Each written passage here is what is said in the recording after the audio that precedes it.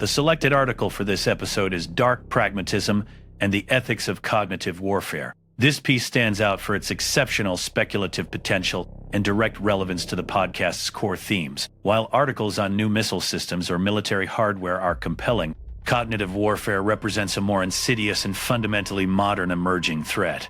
It moves the battlefield from physical territory to the human mind, perfectly aligning with the podcast's mandate to be vigilant and analytical. The article's premise, that the West's principled stance is a vulnerability, and dark pragmatism might be the answer, is a potent and provocative idea. It offers a clear, high-stakes variable to change, allowing for a what-if scenario that is not just about geopolitics, but about the very nature of truth, trust, and democracy. This topic is highly relatable, as every listener who uses social media or consumes news is a potential participant and victim. It allows us to explore the ethical tightrope of defending liberal values by seemingly compromising them. What if a major Western democracy, facing an existential threat from foreign cognitive warfare, officially adopted the principles of dark pragmatism, creating a state-sponsored unit to deploy its own counter-influence campaigns, both domestically and abroad, blurring the line between defense and manipulation? The announcement of a state-sponsored cognitive warfare unit would trigger an immediate constitutional crisis. Civil liberties organizations would file emergency lawsuits, arguing the program violates fundamental rights to free speech and privacy, potentially setting up a Supreme Court battle. Politically, the decision would cleave the nation in two. One side would feel a grim sense of security, believing the government is finally taking the fight to the enemy. The other would react with profound fear and mistrust, framing it as the official creation of a ministry of truth and the death of liberal democracy. Internationally, the shockwaves would be just as severe. Key allies in Europe, particularly those with histories of authoritarian surveillance like East Germany, would express horror and a sense of betrayal, potentially fracturing intelligence sharing agreements. Adversaries like Russia and China, meanwhile, would seize upon the news as the ultimate propaganda victory, declaring, "We told you the West was no different from us. It just hid it better."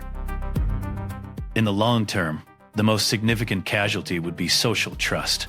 The foundational belief that one can have a shared, objective reality with fellow citizens would erode.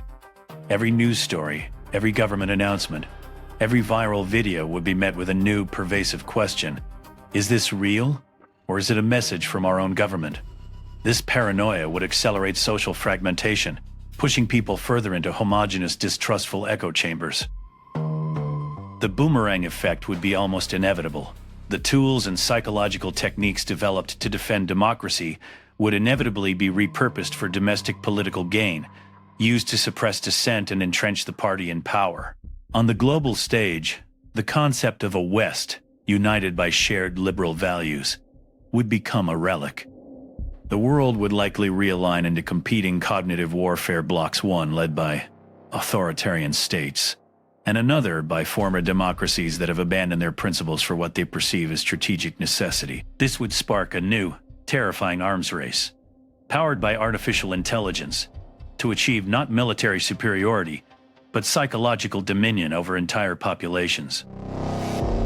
For the average person, life would become a continuous exercise in mental self-defense. The simple act of opening a social media app or watching the news would be fraught with anxiety. Is this trending topic organic? Is that political meme a genuine expression of sentiment, or a hyper-targeted push from a state-sponsored algorithm? This constant state of suspicion would be psychologically exhausting, fostering a culture of profound cynicism and disengagement. For the individuals working in this new unit, the cognitive soldiers, the psychological toll would be immense. These would be data scientists, psychologists, and artists recruited to manipulate their fellow citizens for their own good. They would live with a terrible, corrosive ethical compromise, justifying the erosion of the very principles of authenticity and free will they were ostensibly hired to protect. Even culture and art would suffer, as every creative work could be suspected of being a vehicle for state messaging, poisoning the well of authentic human expression. This descent into digital authoritarianism is not the only possible outcome. A strong counterfactual argument exists that such a program could, in theory, be implemented without collapsing democracy. This scenario hinges on the immediate creation of a powerful, independent, and transparent oversight body, perhaps composed of judges, civil libertarians, academics, and citizen representatives, with genuine authority to approve, audit, and terminate operations. This democratic firewall could theoretically ensure the tools are used only for authentic defensive purposes, like countering known foreign disinformation campaigns. Proponents of this view would argue that, in a world where adversaries are already deploying these weapons with devastating effect, refusing to develop a defensive capability is a form of unilateral disarmament and a greater threat to the Republic.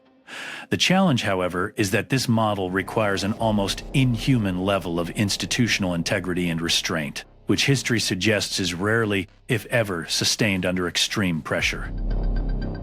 What if the only way to save our democracy from foreign propaganda was for our own government to start manipulating us?